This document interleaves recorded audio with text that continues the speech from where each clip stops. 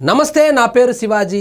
Welcome to our channel. నిన్న జగన్మోహన్ రెడ్డి గారు press meet పెట్టి ఆయనకి మద్యం అంటేనే తెలియనట్లు, అసలు మద్యం కుంభకోణమే జరగనట్లు, మద్యం అంటే ఇట్లుంటుందా, నకిలీ మద్యం ఎట్లా తయారు చేశారు, నకిలీ మద్యం ఎలా తయారు చేస్తారు అని చెప్పి పెద్దిరెడ్డి రామచంద్రారెడ్డి పక్కనే ఉన్నాడు.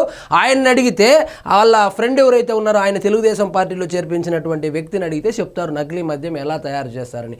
నకిలీ మద్యాన్ని చంద్రబాబు నాయుడు గారే దగ్గరుండి తయారు చేపించి జనాలకు తాగుపిస్తూ ఉన్నట్లు పెద్ద పతివ్రత మాటలే మాట్లాడాడు నిన్న జగన్మోహన్ రెడ్డి.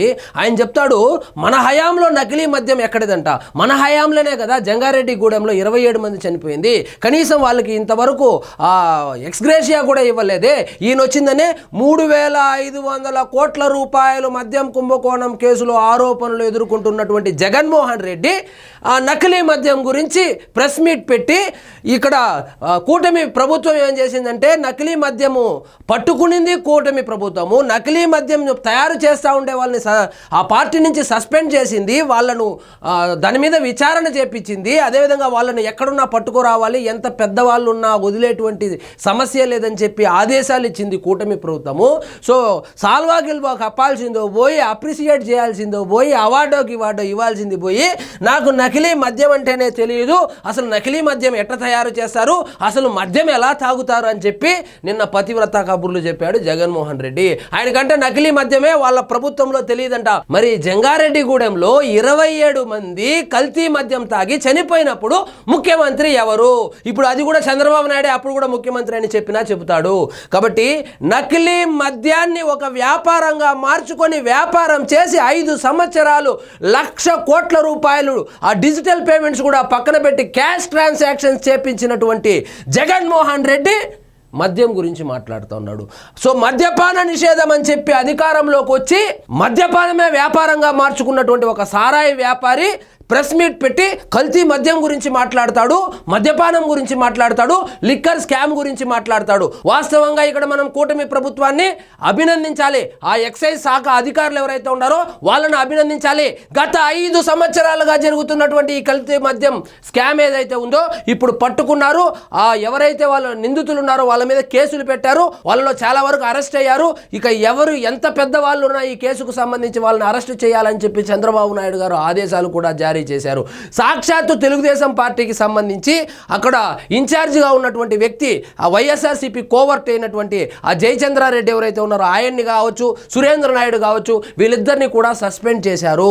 సో అదే జగన్మోహన్ రెడ్డి గారు అయింటే కనుక జయచంద్రారెడ్డికి ఏమో మంత్రి పదవి ఇచ్చేవాడు, ఆ సురేంద్ర రెడ్డికి ఏమో ఎమ్మెల్సీనో ఎమ్మెల్యే టికెట్టో ఇచ్చేవాడు. కానీ ఇక్కడ పారదర్శకంగా ప్రజల యొక్క ప్రాణాలతో, ముఖ్యంగా పేదల ప్రాణాలతో చెలగాటమాడుతున్నటువంటి ఒక మాఫియా చాకచక్యంగా పట్టుకొని ఆ మొత్తం స్కామ్ను మొత్తం బయట పెట్టి వాళ్ళని అరెస్ట్ చేసి విచారణకు ఆదేశిస్తే ఈయనొచ్చి ప్రెస్ మీట్ పెట్టి మొత్తం ప్రభుత్వం మీద తోసేటువంటి ప్రయత్నం చేస్తాడు.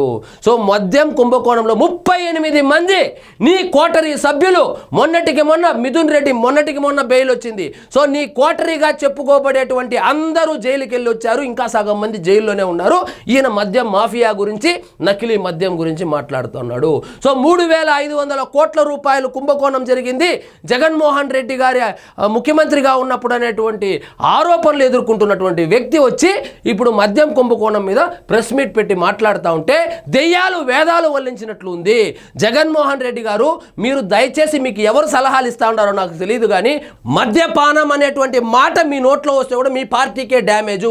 మీరు ఎలాంటి మద్యాన్ని పేదల దగ్గర తాగించారో ఆ మద్యపానం వల్లనే కదా, మీరు అమ్మినటువంటి ఆ కల్తీ సరుకు వల్లనే కదా మీరు మద్యపాన నిషేధం చేస్తానని చెప్పి ఆడవాళ్లను నమ్మించి 151 సీట్లు గెలిచిన తర్వాత ఒక మద్యం వ్యాపారి అవతారం ఎత్తినందుకే కదా మనకు 151 సీట్ల నుంచి 11 సీట్లకు పడిపోయింది. సో అప్పట్లో మద్యపానం సేవించే వాళ్ళని అడిగితే జగన్మోహన్ రెడ్డి సరుకు ఎలా ఉండేదో చెబుతారు జగన్మోహన్ రెడ్డి గారు. ఈ రోజు ఇప్పటికిప్పుడు వైన్ షాప్ దగ్గరికి వెళ్ళి లైన్లో నిలబడుకుంటున్నటువంటి ఒక మద్యపాన ప్రియుణ్ణి అడిగితే చెబుతాడు నువ్వు ఎలాంటి సరుకు అమ్మేవాడివి, అతని ఆరోగ్యం ఎంత పాడైపోయిందని. నువ్వు ఈ రోజు వచ్చి ప్రెస్ మీట్ పెట్టి మద్యపానం గురించి, నకిలీ మద్యం గురించి, కుంభకోణం గురించి మాట్లాడుతూ ఉంటే నిజంగా ఈ సమాజం ఎటు ఎటువైపు వెళ్తుందో కూడా అర్థం కావడం లేదు. ఏదో మనకు పేపర్ ఉంది కదా అని చెప్పి నోటికొచ్చింది నారావారి సారా అని రాసుకుంటారు.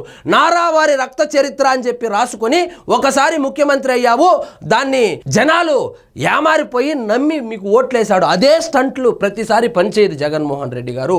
సో కల్తీ మద్యానికి ముఖ్యమంత్రికి ఏం సంబంధము?